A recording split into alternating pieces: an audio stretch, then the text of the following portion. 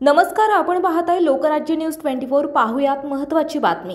पद्मावती तळजाई परिसरात दहशत माजवून गंभीर गुन्हे करणाऱ्या सराईत गुन्हेगारावर पोलीस आयुक्त अमितेश कुमार यांनी एमपीडीए अंतर्गत कारवाई केली आहे।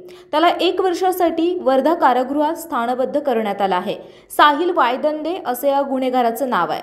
साहिल वायदंडे हा 2022 पासून गुन्हेगारी कारवायांमध्ये सक्रिय आहे। त्याच्या विरुद्ध मालमत्तेविरुद्ध आणि शरीराविरुद्धचे गंभीर स्वरूपाचे गुन्हे दाखल आहेत। घातक हत्यारे जवळ बाळगणे, दहशत निर्माण करणे, दुखापत करणे, घातक हत्यारे जवळ बाळगून तोडफोड करणं यांसारखे 5 गंभीर स्वरूपाच्या गुन्ह्यांचा समावेश आहे। साहिल वायदंडे याच्यावर प्रतिबंधात्मक कारवाई करूनही त्याच्या वागणुकीत काही एक फरक पडला नाही। तो अत्यंत क्रूर, खुनशी आणि भांडखोर असून तो लोकांमध्ये काही ना काही कुरापती काढून मारहाण करून गंभीर स्वरूपाचे गुन्हे करत आहे। त्याच्या दहशतीमुळे लोक तक्रार देण्यास पुढे येत नाही। सहकार नगर पोलिसांनी त्याच्यावर एमपीडीए अंतर्गत कारवाई करण्याचा प्रस्ताव तयार केला होता।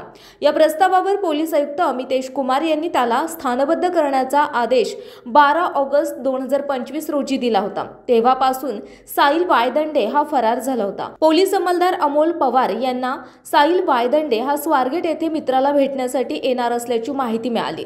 त्यानुसार पोलिसांनी त्याला स्वारगेट भागातून ताब्यात घेऊन 8 सप्टेंबर रोजी त्याच्यावर स्थानबद्ध आदेशाची बजावणी करून त्याची वर्धा कारागृहात रवानगी करण्यात आली। महाराष्ट्रातील महत्त्वाच्या आणि ताज्या बातम्या पाहण्यासाठी आजच आमच्या लोकराज्य न्यूज 24 न्यूज चॅनलला YouTube वर सबस्क्राइब करा आणि बेल आयकॉन प्रेस करा।